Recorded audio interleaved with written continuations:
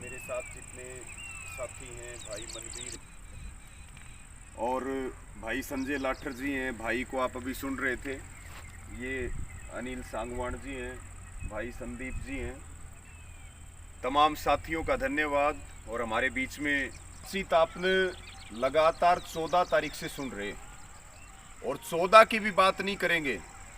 जब से ये भर्तियां बंद हैं, लंबे समय से बार बार कई बार प्रदर्शन हुए हैं भर्तियों को खोलने के लिए, और 14 जून से तो पूरा देश में जो माहौल है वो अग्निपथ के खिलाफ चल रहा है। और आप में से भी ऐसा कोई साथी है जिसका फिजिकल होना था, जिसकी ज्वाइनिंग होनी थी, या जिसका टेस्ट होना था? ऐसा कोई साथी है अपने बीच में? तो किस चीज खड़े हो एक बार आप। यानी कि एयरफोर्स वालों का रिजल्ट आया हुआ था, उनकी ज्वाइनिंग होनी थी। कुछ लोग रिजल्ट का वेट कर रहे थे, और कुछ लोग जिनका फिजिकल हो गया था, वो जो भाई हैं वो टेस्ट का इंतजार कर रहे थे। आप आर्मी का फिजिकल मेडिकल क्लियर हो रहा था, इंतजार में थे। और आपके ही गांव का एक भाई है सचिन लाठर, जो टेस्ट का इंतजार कर रहा था, और लगभग लंबे समय से वो सेना में जाने के लिए प्रयासरत था।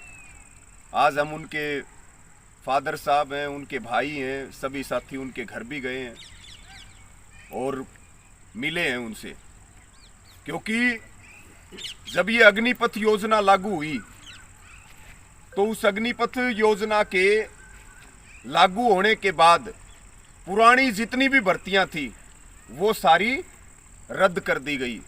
और रद्द करने से मायूस हुए बच्चे जो लंबे समय से प्रयास कर रहे थे, और उसके बाद उन्होंने मौत को अपने गले लगा लिया। 100 से ज्यादा तो मीडिया में भी आंकड़े आए पूरे देश भर से। और ये हम इसको आत्महत्या भी नहीं कह सकते, हम इसको क्या कहेंगे, ये एक प्रकार से शहादत है, क्योंकि जिस भाई को देश के लिए लड़ना था वो सरकार की नीतियों के कारण अपनी जान दे करके चला गया। दोषी कौन हुई? सरकार। जब किसान की योजना बनाएंगे किसान से बात नहीं करेंगे, जब नौजवानों के लिए योजना बनाएंगे तब नौजवानों के लिए बात नहीं करेंगे, और जब आक्रोश सड़कों पे आएगा, जब विरोध होगा, आंदोलन होगा, प्रदर्शन होगा, तो सेनाओं के अध्यक्ष ये कहेंगे कि भाई कोई भी इसका विरोध करता है इस योजना का, तो उसको सेना में नहीं लिया जाएगा। बहुत सारे साथियों के ऊपर मुकदमे दर्ज हुए, बहुत सारे साथियों को जेल में भेज दिया गया, बहुत सारे भाइयों ने मौत को अपने गले लगाया, और सरकार हमारी बात सुनने की बजाय सरकार उल्टा हमें ही दबाने की कोशिश कर रही। और साथियों, ये बहुत जरूरी, आप सब नौजवान हैं, भारत में 40 करोड़ नौजवान हैं, भारत जवानों का देश है और ये किसानों का देश है। इस देश की असली ताकत हम है। किसान खेत में अन्न पैदा करे और आप उनके बच्चे देश की सीमाओं पर जाकर के देश की रक्षा करें, और आप लोग जो है खेल के मैदान में भारत का नाम पूरी दुनिया में रोशन करते हो। गांव में स्टेडियम बना हुआ, सरकार बड़ी बड़ी बात करती है, बड़े बड़े दावे करती है, लेकिन मैं, क्योंकि किसानों के जो बच्चे हैं, मजदूरों के जो बच्चे हैं, वो कम सुविधाओं में अच्छे प्रयास करके आगे बढ़ते हैं, प्रदेश का और देश का नाम रोशन करते हैं। यहाँ की आप स्टेडियम की हालत देख लीजिए, कोई सुविधा है यहाँ स्टेडियम में? जो कुछ भी थोड़ा बहुत यहाँ कुछ हो रहा, वो भी गांव के जो फौज में जो भाई लगे हुए हैं, अजीत जैसे जो भाई हैं, जो प्रयास करते हैं कि भाई हम अपने युवा साथियों को कुछ सुविधा उपलब्ध कराएं। तो अब हमारे पास क्या बच गया? अब हमारे पास एक ही चीज बच गई कि भाई सरकार मारे तो गी, लेकिन या तो भाई बिना लड़े मरे, और लड़ेंगे तो जो सरकार हमें मारने पर तुली हुई है उस सरकार को हम हिला सकते हैं, उसको उखाड़ सकते हैं। ये ताकत हमारे अंदर है। सब लोग कहते थे 3 कानून वापिस नहीं होंगे, कहते थे कि नहीं कहते थे? 380 दिन आंदोलन चला, बताओ 3 कानून वापिस हुए कि नहीं हुए? जब 3 कानून वापिस हो सकते हैं तो ये जो अडानी अंबानी की योजना है, देश की सेना को बेचने की योजना है, आप जैसे युवा साथियों के भविष्य को बर्बाद करने की योजना है, हमारा इतिहास मिटाने की जो योजना है, बताओ ये वापिस हो सकती है कि नहीं हो सकती? लेकिन कैसे होगी वापिस? एक होने से।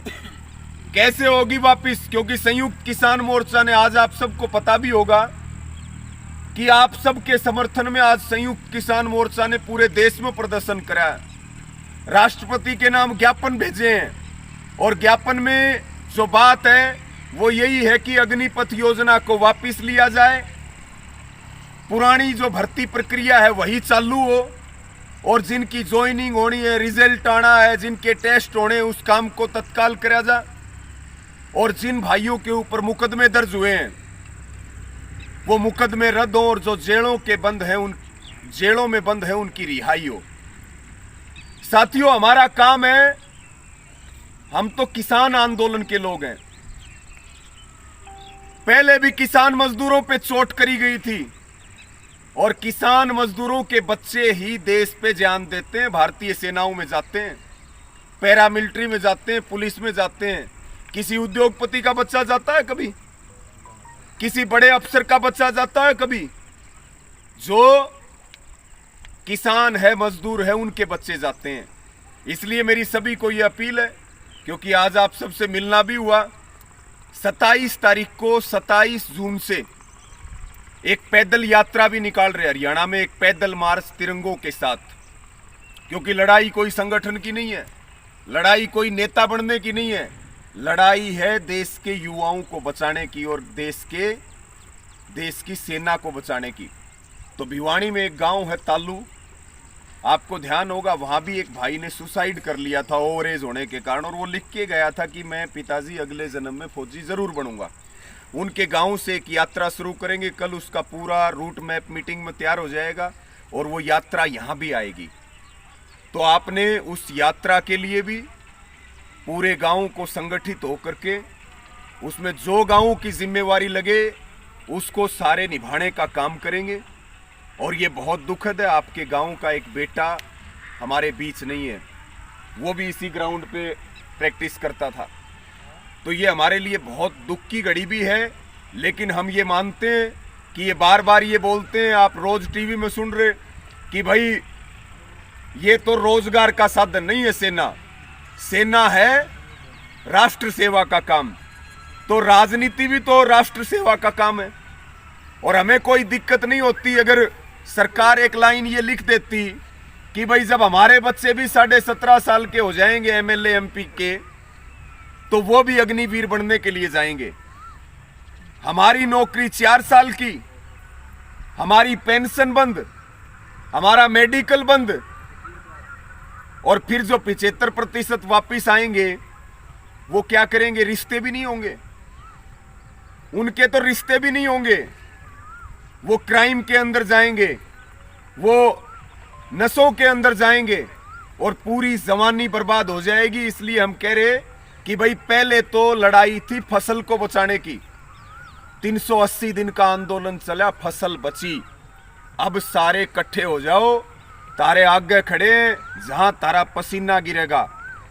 हम कोई चुनाव लड़ने वाले लोग नहीं है, वहां खून बहेगा हमारा, ये बात आपको कह के जा रहे।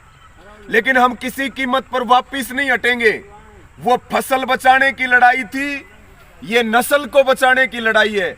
मेरी सभी जितने युवा साथी यहाँ मौजूद हैं, सबसे प्रार्थना है, सबसे अपील है कि सोशल मीडिया पे भी इस मुद्दे को जोरदार तरीके से उठाओ। जहां पता चल जाए कि इस योजना के विरोध में आंदोलन है, एजिटेशन है, वहां पहुंच जाओ, फसल बचाइए। ऐसे ही नस्ल बचाएंगे, और जो सरकार हमें बर्बाद करना चाहती है उसको उखाड़ के फेंक देंगे। सारे भाई इसके लिए तैयारी करें। आपने मुझे सुना, आपने समय दिया, सारे भाई इकट्ठे हुए, तमाम साथियों का, आप सबका भी आभार प्रकट करता हूं कि ये हमारी भविष्य की लड़ाई है, ये आने वाले बच्चों के भविष्य की लड़ाई। वो हमारे लिए लड़के गए तो अब हमारी जिम्मेदारी बनती है कि हम अपने लिए भी लड़ें